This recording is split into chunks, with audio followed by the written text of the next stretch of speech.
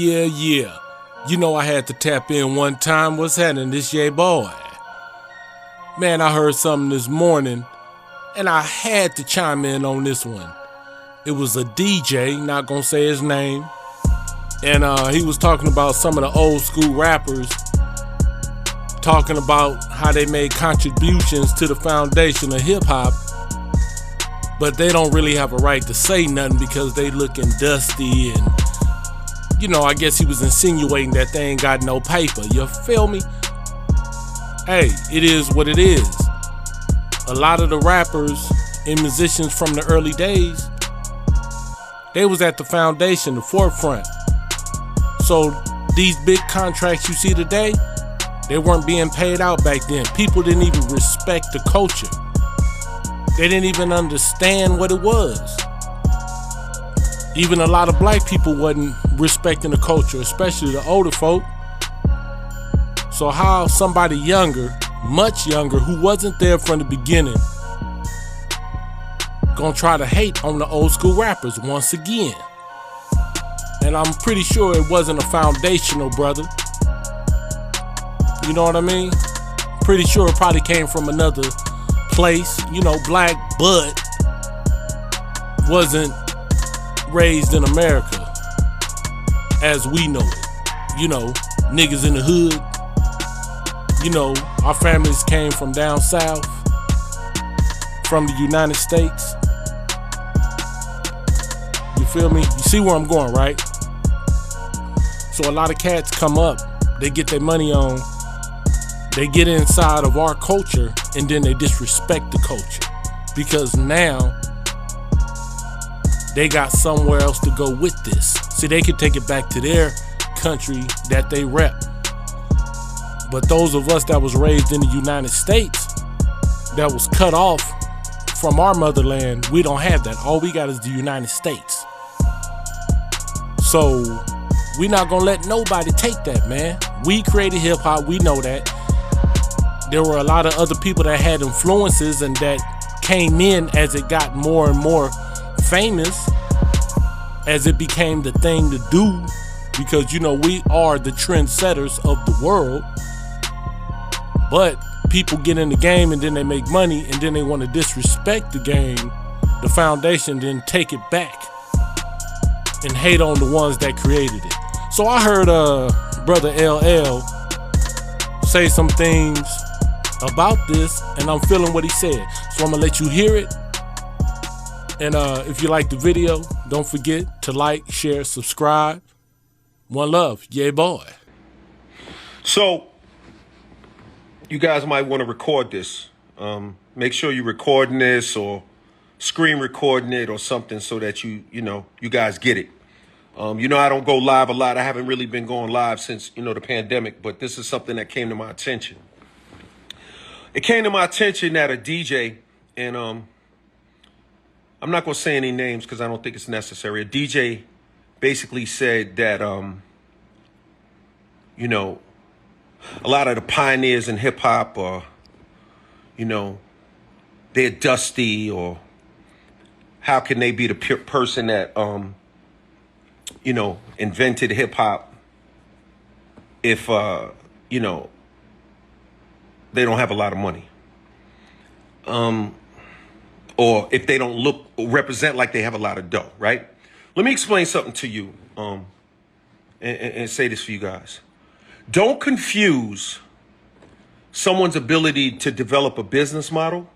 Don't conflate. In other words, don't think just because somebody knows how to get money or fails to get money that they didn't make a contribution to the culture. No one discusses Miles Davis's bank account. We don't talk about John Coltrane's bank account. We don't talk about a lot of even rock musicians, a lot of them. We don't talk about their bank accounts. A lot of great country artists, we don't talk about their bank accounts. This idea that you have to have money or else you don't have any value is a bad idea, and it's kind of like, it's a misinformed way of looking at the world and the culture. There are artists out here. First of all, let me say this.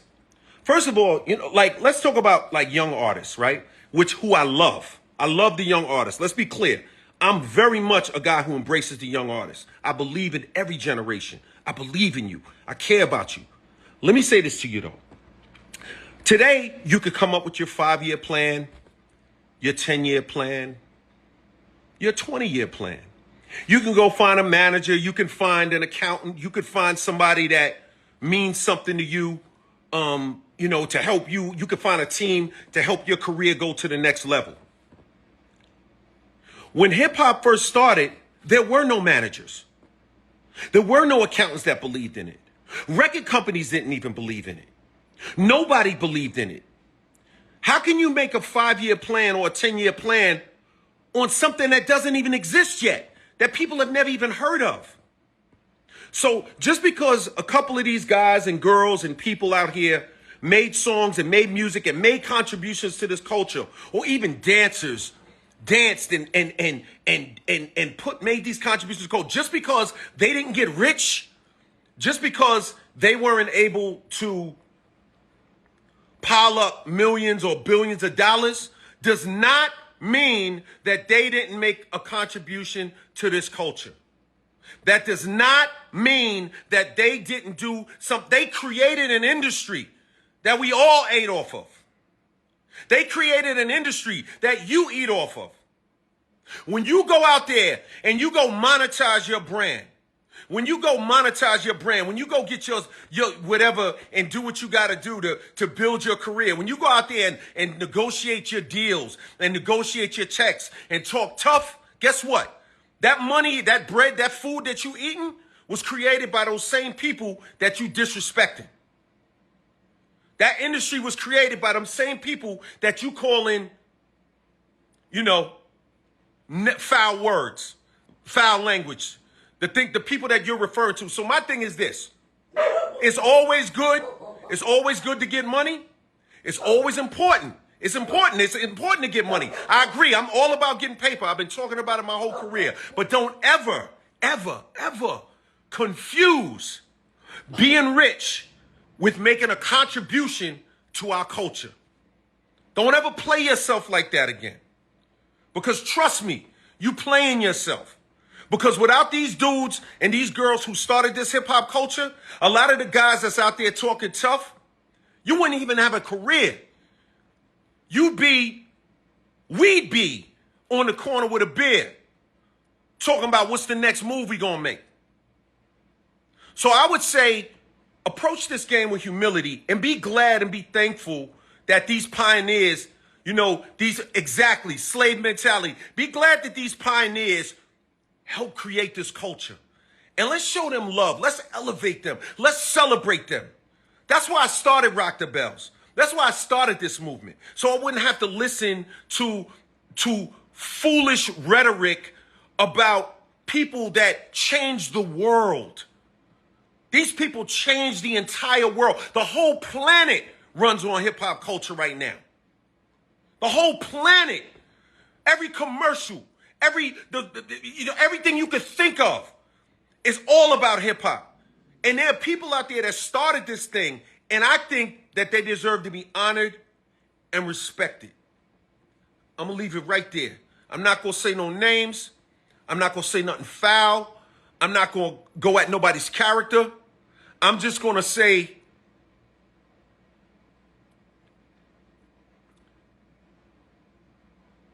think before you speak. Peace.